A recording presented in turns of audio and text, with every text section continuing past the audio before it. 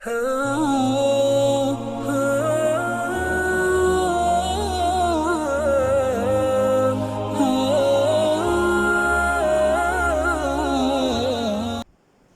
جب بات حضرت عباس نے شروع کی تو اس کے بعد اس کے جواب میں یثرب کے جو لوگ تھے، کیونکہ وہ تو آلریڈی مائنڈ بنا کے آئے ہوئے تھے، اور انہوں نے ہر طرح سے یقین دہانی کرائی کہ ہم حضرت محمد صلی اللہ علیہ وسلم کو پوری حفاظت کریں گے، اور ہم اس چیز کی پوری ذمہ داری لیتے ہیں کہ ہم ان کو اگر ساتھ لے کے جا رہے ہیں تو وی نو دا کنسیکوینسز. کیونکہ اس کے بعد یہ بھی ہو سکتا تھا کہ قریش ان کے دشمن ہو جاتے، یا پھر ان کی جو ٹائی اپ تھی قریش کے ساتھ وہ ڈسٹرب ہو جاتی، بہت چیزیں ہو سکتی تھی، پولیٹیکل پریشر آ سکتا تھا، اور یہ سب کچھ آیا، یہ سب کچھ ہوا.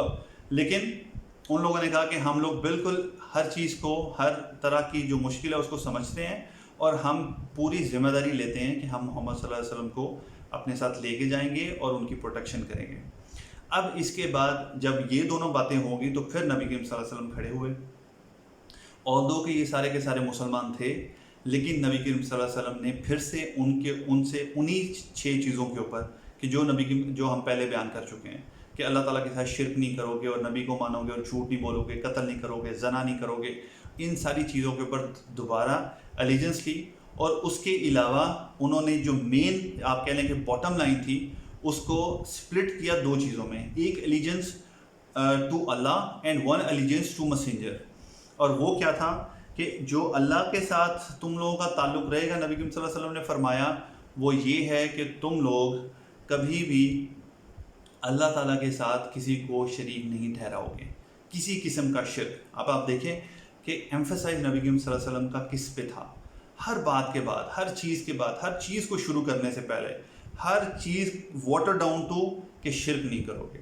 کیونکہ یہی وہ شرک ہے، یہی وہ سب سے بڑا گناہ ہے کہ جس کے بارے میں اللہ تعالیٰ بھی قرآن میں بار بار کہتے ہیں کہ شرک کو اللہ تعالیٰ معاف نہیں کرے گا، اس کے علاوہ جس گناہ کو چاہے گا وہ معاف کر دے گا. تو نبی کریم صلی اللہ علیہ وسلم نے بھی اتنا ہی ایمفیسائز اس کے اوپر رکھا کہ جتنا اللہ تعالیٰ نے اس کو ایمفیسائز کیا تھا. اور اس کے بعد دوسری چیز کہ جو نبی کریم صلی اللہ علیہ وسلم کے ساتھ ان کا معاملہ ہونا تھا وہ یہ تھا کہ نبی کریم صلی اللہ علیہ وسلم نے فرمایا کہ تم میری حفاظت اس طرح کرو گے کہ جس طرح تم اپنے بیوی بچوں کی اور اپنی فیملی کی حفاظت کرتے ہو کہ جب وہ کسی قسم کے خطرے میں ہوتے ہیں. تو یہ بڑا ٹیکنیکل پوائنٹ تھا کہ نبی کریم صلی اللہ علیہ وسلم کی جو پروٹیکشن ہے وہ اس طرح سے کی جائے گی کہ جیسے اپنی فیملی کی جاتی ہے.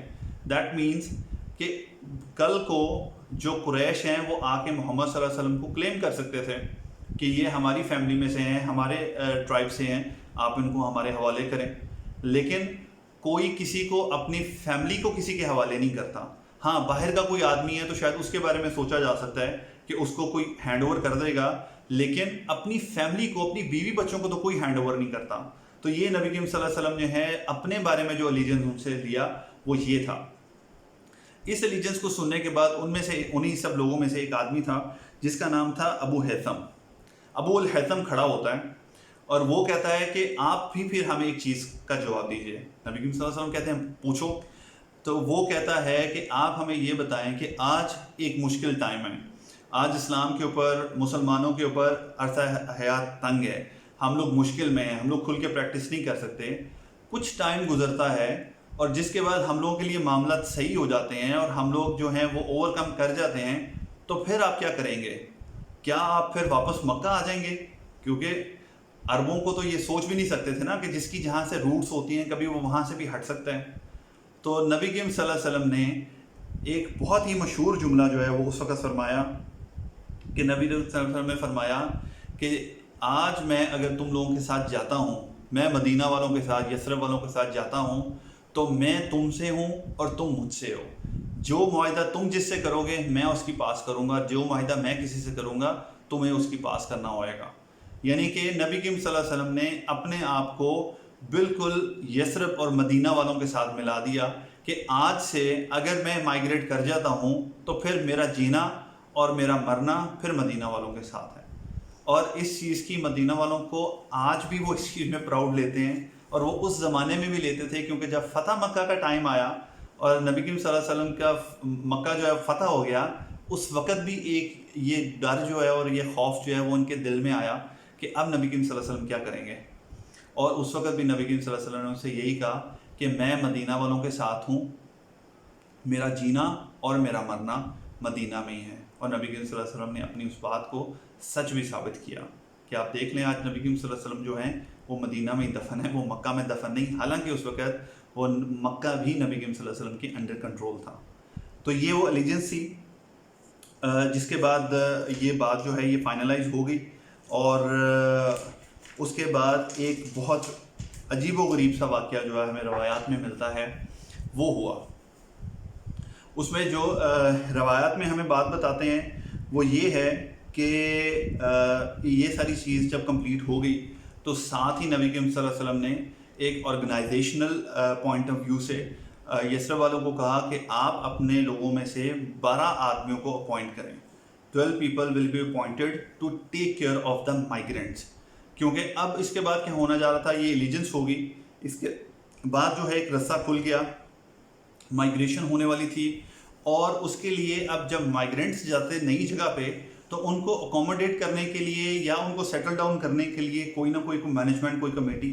تو وہ نبی کریم صلی اللہ علیہ وسلم نے، ابھی تک ہم لوگ یثرب یوز کر رہے ہیں کیونکہ ابھی تک یہ مدینہ تو نبی نہیں بنا تھا، کیونکہ یہ بنا تھا اس کے بعد جب نبی کریم صلی اللہ علیہ وسلم نے وہاں پہ ہجرت کر لی اور وہ خود جا کے وہاں پہ سیٹل ڈاؤن ہو گئے. تو یثرب کے لوگوں سے بولا کہ 12 آدمی تم لوگ اپوائنٹ کرو، اور وہ 12 آدمی جو ہیں دے ول بی رسپانسبل، کہ وہ ٹیک کیئر کریں گے، جو بھی مسلم جو ہیں وہ وہاں پہ پہنچیں گے اور ان کی جو بھی مینجمنٹ ہے وہ کریں گے انٹل کہ نبی کریم صلی اللہ علیہ وسلم خود وہاں پہ پہنچ جاتے ہیں. یہ ساری چیزیں کرنے کے بعد میٹنگ واز کالڈ آف، وہاں پہ ختم ہو گیا. سب کو سب نبی کریم صلی اللہ علیہ وسلم نے کہا کہ آپ لوگ ڈسپرس ہو جائیں اپنے اپنے خیموں میں، اپنی جگہوں پہ. یہ رات کی تاریکی میں یہ سارے کے سارے معاملات طے ہو کے ختم ہو گئے، تو وہ سب اپنی اپنی جگہوں پہ واپس چلے گئے. اب سب سے زیادہ تکلیف اس چیز کی کس کو ہو سکتی ہے؟ سب سے زیادہ تکلیف اس چیز کی تھی ابلیس کو، شیطان کو، کہ جو انسان کا ازل سے دشمن ہے، پہلے دن سے اس کی دشمنی پہ تلا ہوا ہے اور مسلسل اس کی دشمنی کے اندر جس حد تک جا سکتا ہے وہ جاتا ہے. آپ کو پتہ ہے کہ شیطان کا معاملہ اس طرح کا ہے، جنوں کے بارے میں آپ نے سنا ہے کہ شیطان بیسیکلی ایک جن تھا، اور جنوں کا معاملہ اللہ تعالیٰ نے اس طرح رکھا ہے کہ ان کی ایک الگ سے دنیا جو ہے اس کو اللہ تعالیٰ نے بنایا ہے which is parallel to human kind. اور اللہ تعالیٰ نے منع کیا ہے کہ ایک دوسرے کی دنیا کے اندر آپ کو انٹرفیرنس کریں. لیکن ہوتا کیا ہے کہ کئی دفعہ ٹرانسگریس کر کے وہ ایک دوسرے کی جو ٹیریٹری ہے اس کے اندر انٹرفیرنس کرتے ہیں. تو کئی موقع ایسے آئے کہ جس کے اندر باقاعدہ شیطان انسانی حالت میں آ کے یا اپنی اس ٹیریٹری کو وائلیٹ کر کے اس سے بڑھ کے اس نے وہ حرکت کی کہ جس وقت اس سے آپ کہہ لو کہ انسان کی ایک جو کامیابی تھی وہ ہضم نہیں ہو پائی. تو ان موقعوں میں سے نبی کریم صلی اللہ علیہ وسلم کی سیرہ میں آلموسٹ 2 یا 3 دفعہ میں وہ ملے گا واقعہ. لیکن یہ ایک پوائنٹ یہ تھا کہ جب نبی کریم صلی اللہ علیہ وسلم نے ایلیجنس کی اور اس کے بعد وہ سب کے سب لوگ جو ہیں وہ ڈسپرس ہو گئے. اچھا، ڈسپرسمنٹ کے بعد تھوڑے عرصے بعد ہی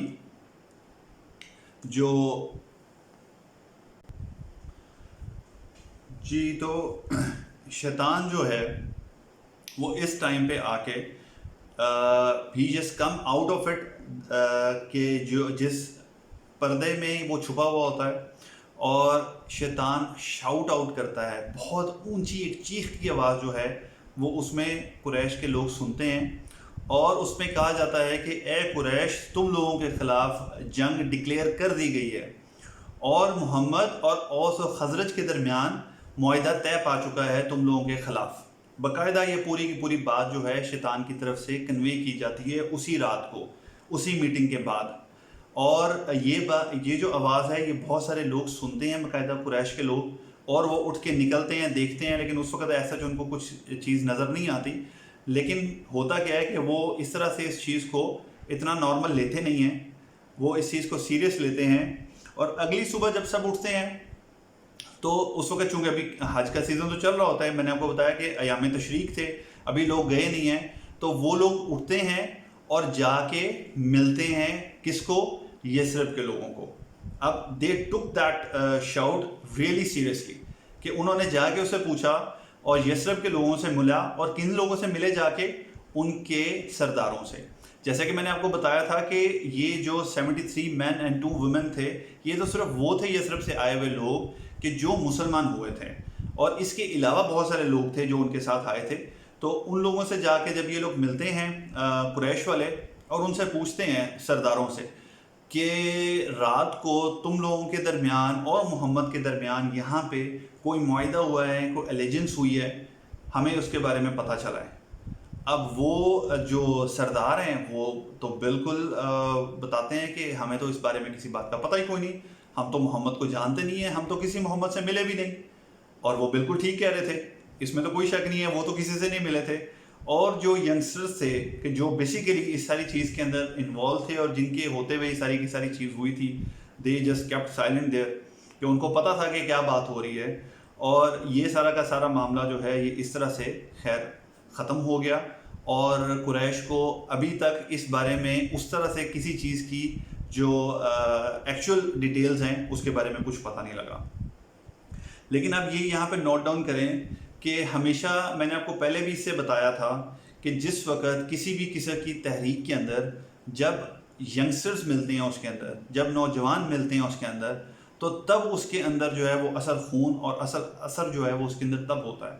آپ نے دیکھا کہ یہ نارملی ہوتا بھی اسی طرح ہی ہے کہ جب کوئی نئی دعوت یا نئی بات آتی ہے نا، تو اس کو قبول کرنے والے ینگسٹرز ہوتے ہیں، اور اس کو سب سے زیادہ اگنور کرنے والے بھی ینگسٹرز ہوتے ہیں. کیونکہ جو بڑے ایج کے لوگ ہوتے ہیں نا، ان کی اپنی بہت ساری مسئلتیں ہوتی ہیں، ان کی اپنے بہت ساری چیزیں ہوتی ہیں کہ جن کو ان کو دیکھنا، اچھا یہ کیا کہے گا، معاشرے میں ہمارا کیا معاملہ بنے گا، اور اتنی عرصے کی میری جو ایک نام بنا ہوا ہے اس نام کا کیا ہوگا. تو یہ بڑے بڑے مسئلے مسائل ہوتے ہیں. تو عام طور پہ ینگسٹرز کے یہ مسئلے مسائل نہیں ہوتے، ان کے مسئلے اور ہوتے ہیں. میری گیم کا ٹائم چلا جائے گا، میں فون پہ بات نہیں کر سکوں گا، میں ٹور پہ ٹرپ پہ نہیں جا سکوں گا، اینڈ سو آن. مطلب پتہ ہی آپ لوگوں کو کس قسم کے مسئلے. لیکن جب اللہ تعالیٰ اسی یوز کے اندر جب اس چیز کی سمجھ ڈال دیتا ہے نا، تو پھر ان کو پھر ایکسٹرا آرڈنری بننے سے کوئی روک بھی نہیں سکتا. آپ کو یاد ہے کہ سورہ کہف میں جب ہم نے اصحاب کہف کے بارے میں پڑھا تھا، تو ان کے بارے میں اللہ تعالیٰ خاص طور پہ فرماتے ہیں کہ یہ چند نوجوان تھے، ینگسٹرز تھے، یوتھ سے اپنے ٹائم کے، کہ جو اٹھ کھڑے ہوتے ہیں اس پورے کے پورے سسٹم کے خلاف اور پوچھتے ہیں کہ تم لوگ کیسے ایک خدا کے علاوہ باقی بتوں کی پوجا کرتے ہو.